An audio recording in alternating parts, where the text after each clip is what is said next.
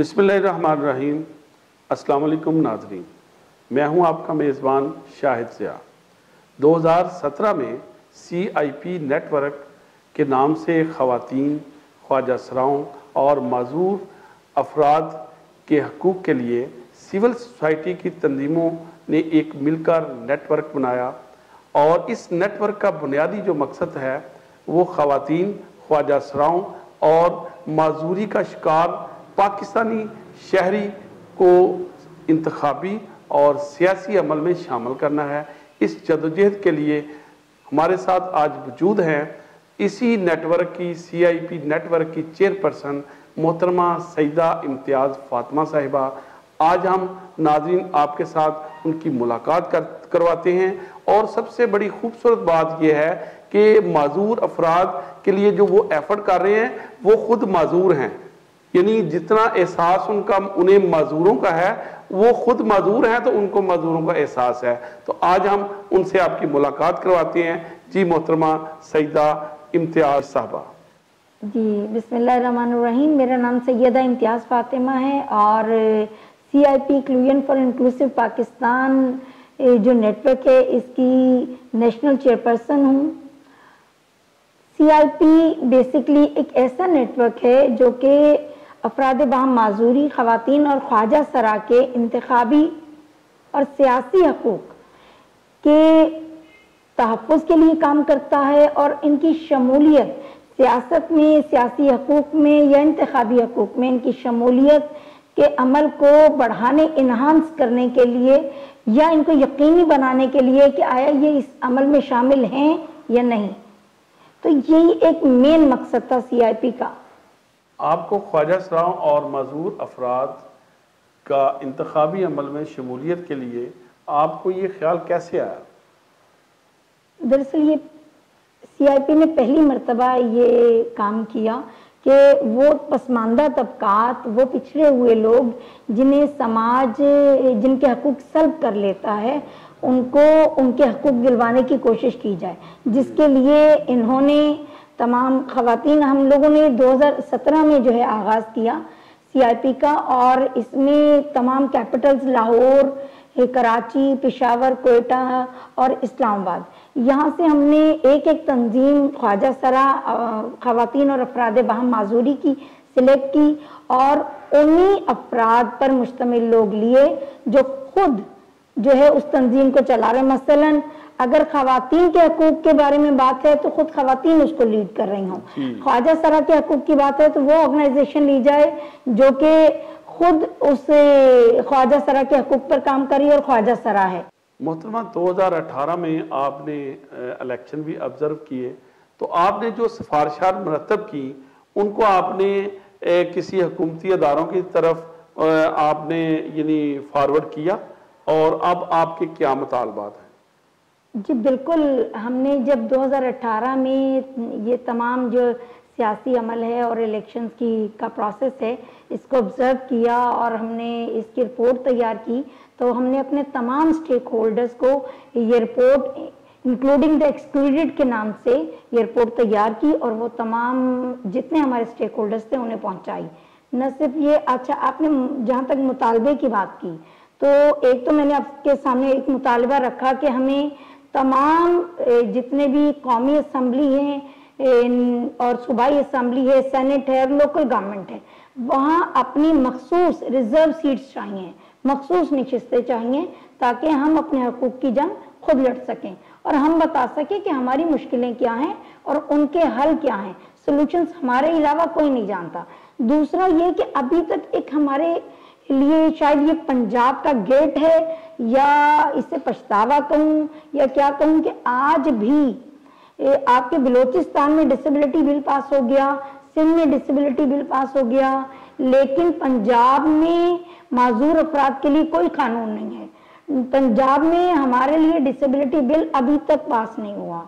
तो मैं मुतालबा करती हूँ अपने तमाम पार्लियामेंटेरियन से, तमाम MPA MNA से और तमाम उन अफराद से जो इसके स्टेक होल्डर्स हैं कि प्लीज़ हमारी आवाज़ के साथ आवाज़ मिलाएं और डिसेबिलिटी बिल पास होना चाहिए, कानून बनने चाहिए ताकि उन पर इम्प्लीमेंट हो सके। جی محترمہ، ہمارے ناظرین کو اب تک کی جو آپ کی اچیومنٹ ہیں، جو آپ کی کوششیں جو رنگ لے آئی ہیں، وہ بھی ہمارے ناظرین کے ساتھ آپ ڈسکس کریں۔ جی بالکل، الحمدللہ ہم نے جو محنت کی پروردگار نے ہمیں اس کا کافی صلہ بھی دیا، اور آگے بھی انشاءاللہ تعالی ہم اس محنت کو جاری رکھیں گے۔ ہمارے جو KPK میں ریزولوشن پاس ہوا ہے 1 ونڈو آپریشن کے تحت پرسن ود ڈسیبلٹیز کے معذوری سرٹیفکیٹ بنانے کے لیے، جو مجھے لگتا ہے کہ ہماری بہت بڑی اچیومنٹ ہے، کیونکہ ہمارے افراد کبھی سوشل ویلفیئر جاتے ہیں، پھر میڈیکل کے لیے جاتے ہیں، پھر سوشل ویلفیئر جاتے ہیں، کئی چکر لگانے کے بعد ان کو ایک ڈسیبلٹی کارڈ ملتا ہے، سرٹیفکیٹ ملتا ہے، پھر وہ سرٹیفکیٹ لے کر جب وہ نادرا جاتے ہیں دین ان کا ID کارڈ بنتا ہے۔ تو یہ ایک اچیومنٹ ہے ہمارے لیے کہ 1 ونڈو آپریشن کی ریزولوشن پاس ہوئی، اور اب وہاں پر انشاءاللہ تعالیٰ وہ امپلیمنٹ کیا جا رہا ہے۔ اس کے علاوہ بلوچستان میں معذور افراد کے لیے صوبائی کونسل کا قیام عمل میں آیا، اور یہ ہمارے لیے بہت بڑی اچیومنٹ تھی۔ بنو میں آن لائن ڈسیبلٹی سرٹیفکیٹ کی رجسٹریشن کا عمل جو ہے وہ عمل میں آیا، نہ صرف عمل میں آیا بلکہ ابھی بھی اس کی آگہی مہم جاری ہے، اور الحمدللہ اس پر بھی کیمپین چل رہی ہے۔ آگے جتنی سفارشات آپ کے سامنے ہم نے رکھی ہیں اس پر بھی ہم لوگ محنت کر رہے ہیں، اور انشاءاللہ تعالی اس کا رزلٹ جلد آئے گا۔ جی CIP نے اپنے 3 سالہ اس قلیل مدت میں میڈم جی بتائیے کہ خواتین کے حوالے سے اور خواجہ سرا اور معذوری کا شکار جو افراد ہیں ان کے انتخابی عمل ان میں انہیں شامل کرنے کے لیے اب تک آپ نے کون سے اقدامات اٹھائے ہیں؟ جی ایسا ہے کہ جب CIP کا آغاز ہوا 2017 میں تو الیکشنز قریب ہی تھے، 2018 میں آپ کو معلوم ہے کہ الیکشنز ہوئے، تو اس دوران تمام خواجہ سرا اور افراد وہاں معذوری، کیونکہ خواتین تو اکثر نکلتی تھیں اور اپنے انتخابات آبزرو بھی کسی حد تک کر رہی تھی اور کسی حد تک اپنے حقوق کی جنگ لڑ رہی تھی، لیکن خواجہ سرا اور افراد وہاں معذوری کے بارے میں یہ کانسیپٹ ہی نہیں تھا کہ وہ ووٹ بھی کاسٹ کرنا جو ہے ان کا حق ہے۔ اس لیے پہلی مرتبہ یہ ہوا کہ خواجہ سرا افراد نے خود الیکشن آبزرو کیے اور افراد باہم معذوری خود اس کا حصہ بنے۔ ایکریڈیشن کارڈ پہلی مرتبہ خواجہ سرا افراد کو جاری کیے گئے، افراد باہم معذوری کو جاری کیے گئے۔ ہم لوگوں نے ہر جگہ پر جلسوں کو آبزرو کیا، کارنر میٹنگز میں گئے، ہم نے تمام جو ہیں وہ سیاسی جماعتوں کے ساتھ جو ہے وہ مشاورت کی، ہم نے معلوم کیا آپ کے مینیفیسٹو میں ہم کہاں ہیں، ہم آپ کی سیاسی جماعت کا حصہ ہیں یا نہیں ہیں، اور یہ پہلی مرتبہ ہو رہا تھا۔ ہر ایک حیران تھا کہ یہ لوگ کہاں سے آ گئے اور کس طرح اس عمل کو یہ کر رہے ہیں، لیکن الحمدللہ بہت پازیٹیو رزلٹ ہمیں ملا۔ کچھ نیگیٹو چیزیں ملی لیکن محنت کی ضرورت تھی اور ہم نے کی۔ کیا آپ نے اس سلسلے میں سول سوسائٹی کے علاوہ کسی حکومتی ادارے کے ساتھ یا قانون ساز اداروں کے ساتھ اس سلسلے میں رابطہ کیا؟ دیکھیں ہم نے ہر طرح سے رابطہ کیا، نہ صرف ہم نے 2018 کے الیکشن خود آبزرو کیے، اس کی تمام جو ہیں وہ میٹنگز وغیرہ اٹینڈ کی، بلکہ ہم نے جتنے ہمارے سٹیک ہولڈرز تھے جن کے ساتھ خواجہ سرا افراد کے حقوق، سیاسی اور انتخابی حقوق جو ہیں وہ منسلک تھے، یا افراد باہم معذوری اور خواتین کے حقوق جو ہیں ان کے ساتھ شامل حال تھے، ہم نے ان سب کے ساتھ رابطے کیے، نہ صرف رابطے کیے، ڈاکیومنٹیشن کی اور اپنے تمام حقوق جو ہیں ان کو سامنے رکھی، کچھ ریکمنڈیشنز، کچھ سفارشات، اور ان سے یقین دہانی چاہی کا لفظ اس لیے استعمال کر رہی ہوں کہ ابھی تک ہم اس جنگی کیفیت میں موجود ہیں، اور اس وقت بھی ہم نے، کیونکہ وہ ابتدا تھی، تب سے لے کر اب تک الحمدللہ بہت سی ایسی کاوشیں ہیں جو ہم کنٹینیوسلی کر رہے ہیں، اور کچھ اچیومنٹس بھی ہیں جو پروردگار نے ہمیں عطا کی۔ آپ نے بڑا مشکل فیلڈ اپنا لیا ہے، یہاں تو پاکستان میں تو یہ حال ہے کہ جو صحیح سلامت لوگ ہیں ان لوگوں کو سیاسی عمل میں یعنی حصہ نہیں ملتا، تو آپ تو معذور لوگوں کا حصہ جو ہے وہ سیاسی عمل میں مانگ رہے ہیں، اور خواجہ سرا کے لیے آپ انتخابی عمل میں حصہ مانگ رہے ہیں، یہ کیسے ممکن ہوگا؟ دیکھیں قرآن پاک کی آیت ہے لقد خلقنا الانسان فی احسن تقویم. اللہ تعالیٰ نے تمام انسانوں کو بہترین پیدا کیا ہے. تو جب تمام انسان کہا، نہ کہ کہا مرد اور نہ کہ کہا عورت، نہ کہ کہا خواجہ سرا، نہ کہا افراد بہم معذوری. تو جب تمام افراد برابر ہیں تو پھر یہ ہم لوگ کہاں سے لے آئے کہ افراد بہم معذوری شامل نہیں ہو سکتے یا خواجہ سرا شامل نہیں ہو سکتے؟ جب انسان کہہ دیا تو یا تو آپ انسانی حقوق کی بات نہ کریں، اور اگر انسانی حقوق کی بات کرتے ہیں تو یہ مت کہیں کہ بھئی یہ نان ڈسیبل ہے تو اس کا تو رائٹ مل نہیں رہا، تو ڈسیبل کو کیسے ملے گا؟ جو آواز بلند کرے گا حق اس کو ملے گا. بہت خوب. تو میڈم جی بڑی زبردست آپ ہمارے ناظرین کے ساتھ باتیں کر رہے ہیں اس حوالے سے. تو آپ تھوڑا سا یہ بتائیے کہ آپ کو اس فیلڈ میں کوئی مشکلات کا بھی سامنا کرنا پڑا ہے؟ حد سے زیادہ. ہمارے کچھ افراد نے جب الیکشنز آبزرو کیے تو ایک جلسے میں ہمارا ایک ساتھی گیا جس کے دونوں ہاتھ نہیں تھے. جب وہ پہنچا تو انہوں نے اس کے ایکریڈیشن کارڈ گلے میں لٹکا ہوا تھا، اس کے باوجود یہ کہہ کر نکال دیا کہ ہمیں آپ دہشت گرد لگے. اب دہشت گرد تو آپ کو دہشت گرد نہیں لگا، لیکن جس کے اپنے ہاتھ نہیں ہیں وہ انہیں دہشت گرد لگا، جبکہ وہ اس وقت جلسہ آبزرو کرنے کے لیے گیا تھا. اسی طرح پہلی مرتبہ جب الیکشن آبزرو کرنے کے لیے ہمارے ٹرانسجینڈر جو ہیں وہ پولنگ سٹیشنز پر گئے تو ان کے لیے یہ حیران کن بات تھی، آپ کیا کرنے آئے ہیں؟ ووٹ ڈالنے کے لیے آئے؟ نہیں، ہم ووٹ ڈالنے کے لیے نہیں آئے، ہم تو الیکشنز چیک کرنے کے لیے آئے، آبزرو کرنے کے لیے آئے. یہ ایک حیران کن بات تھی. پریشان ہو گئے وہ لوگ اس بات کے لیے کہ آپ لوگ الیکشن کیسے آبزرو کریں گے. یہ پہلی بار ضرور ہوا، لیکن یہ وہ پہلا قدم تھا، یہ پہلا پانی کا بارش کا قطرہ تھا جس کے بعد انشاءاللہ یہ بہت حد تک اگلے الیکشنز میں بھی لوگ دیکھیں گے. اور یہ ہمارے تمام سٹیک ہولڈرز جو کہ اس وقت ہماری آواز سن رہے ہیں یہ جان لیں ہم اپنے حق کی آواز اسی طرح بلند کر رہے تھے اور کرتے رہیں گے جب تک کہ ہمارے تمام حقوق ہمیں نہیں مل جاتے.